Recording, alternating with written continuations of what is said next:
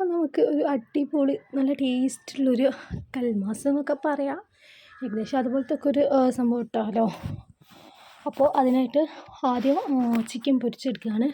അപ്പോൾ ചിക്കൻ നമ്മൾ സാധാരണ പൊരിച്ചെടുക്കുന്ന പോലെ തന്നെ മസാലകളൊക്കെ ഇട്ട് പൊരിച്ചെടുക്കുക. അപ്പോൾ അത് പൊരിയുന്ന സമയത്തേക്ക് നമുക്ക് ഉള്ളി തക്കാളിയൊക്കെ മുറിച്ച് വെക്കാം. അതിനായിട്ട് ഞാൻ 2 വലിയ സവാളയാണ് മുറിച്ചത്. അപ്പോൾ ഞാൻ ഈ ഉള്ളി കട്ട് ചെയ്യുന്നൊരു സ്ലൈസായിട്ട് കിട്ടുന്ന സംഭവത്തിലൂടെ ഞാനിങ്ങനെ ആദ്യം ചെത്തിയെടുത്ത് പിന്നെ കുറച്ച് ചെറിയ കഷ്ണമൊക്കെ ഞാൻ കത്രിക കൊണ്ടാക്കിയാണ്. അപ്പോൾ നിങ്ങൾക്ക് എളുപ്പത്തിൽ എങ്ങനെയാണ് കഴിഞ്ഞത് അതുപോലെ ചെയ്യാം.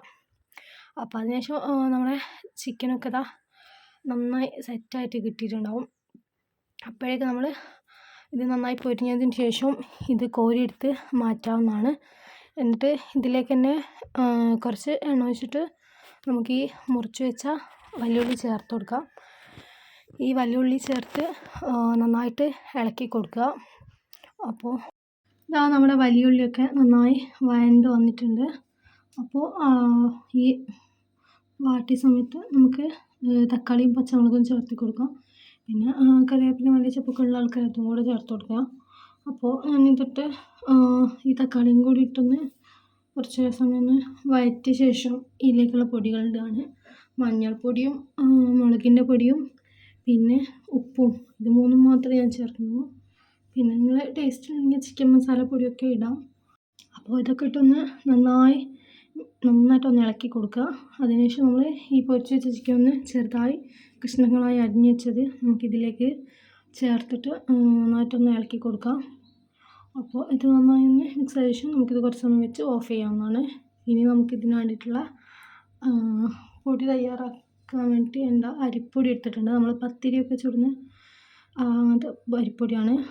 അത് നമുക്ക് ആവശ്യത്തിനുള്ളത് എടുത്തിട്ട് അതിൽ കട്ടകളൊന്നും ഇല്ലാതിരിക്കാൻ വേണ്ടിയിട്ട് ആദ്യം കുറച്ചിങ്ങനെ ഞാൻ പൊടിച്ച് വെച്ചിട്ടുണ്ട്. അതിനുശേഷം നമുക്ക് ആവശ്യമുള്ള ഉപ്പും വെള്ളവും ചേർത്തിട്ട് നന്നായിട്ട് കുഴച്ചെടുക്കുക. ആദ്യം തന്നെ വെള്ളം ഒഴിച്ച് കൊടുക്കാൻ പാടില്ല, ഭയങ്കര ലൂസായി പോകും. അപ്പോൾ നല്ല ലൂസായി പോയാൽ നമുക്ക് അതുപോലെ കിട്ടിയെന്ന് വരില്ല. അപ്പോൾ നമ്മളിത് ആവിയിലിട്ട് വേവിക്കുന്നതാണല്ലോ, അപ്പോൾ കുറച്ച് ടൈറ്റിൽ തന്നെ നിൽക്കുന്നതാണ് നല്ലത്. അപ്പോൾ ഞാൻ ഓരോന്നും എടുത്ത് ബോൾസാക്കി വെക്കുകയാണ്. അപ്പോൾ ഇത് ഈ ഒരു പരുവം മതി. അധികം വെള്ളമായാൽ നമ്മൾ വിചാരിച്ച പോലെ കിട്ടില്ല, കയ്യിലൊക്കെ ആകെ ഇങ്ങനെ പറ്റി നിൽക്കും. അങ്ങനെ ഞാൻ എല്ലാം കൂടി ബോൾസാക്കി എടുത്തിട്ടുണ്ട്. അതിനുശേഷത്തെ ഞാനിങ്ങനെ നന്നായിട്ട് പരത്തി കൊടുക്കുകയാണ്. കൈമേൽ തന്നെ വെച്ച് പരത്താം. അപ്പോൾ ഇത് കയ്യിൽ കുറച്ച് ഒട്ടുന്ന ആൾക്കാരാണെങ്കിൽ കുറച്ച് എണ്ണ ആക്കി കൊടുത്താൽ മതി, അപ്പോൾ അങ്ങ് ശരിയായിക്കോളും.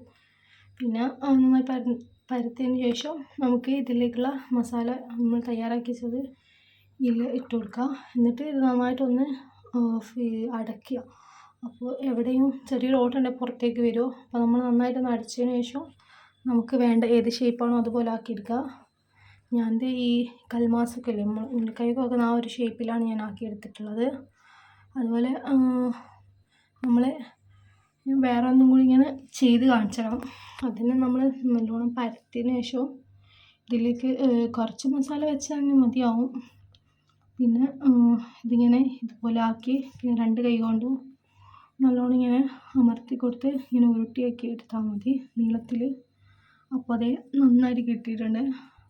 അപ്പോൾ ഞാൻ ഒരു പാത്രത്തിൽ വെള്ളം വെച്ചിട്ട് നമ്മുടെ ഈ ഉണ്ടാക്കി വെച്ചൊക്കെ ഇതിൽ വെച്ചിട്ട് ഒരു 15-20 മിനിറ്റ് നമുക്കൊന്ന് നന്നായിട്ടൊന്ന് വേവിച്ചെടുക്കാം. അപ്പോൾ ഞാനിത് അടച്ച് വെച്ച് വേവിക്കുകയാണ്. അപ്പോൾ നമുക്കൊരു 20 മിനിറ്റ് ശേഷം ഒന്ന് തുറന്ന് നോക്കാം. അപ്പോൾ നമുക്ക് നല്ലോണം വെന്ത് കിട്ടിയിട്ടുണ്ട്. ഇനി നമുക്കിതൊന്ന് മുറിച്ച് നോക്കാം. ഇത് നല്ല ടേസ്റ്റായി കിട്ടിയിട്ടുണ്ട്.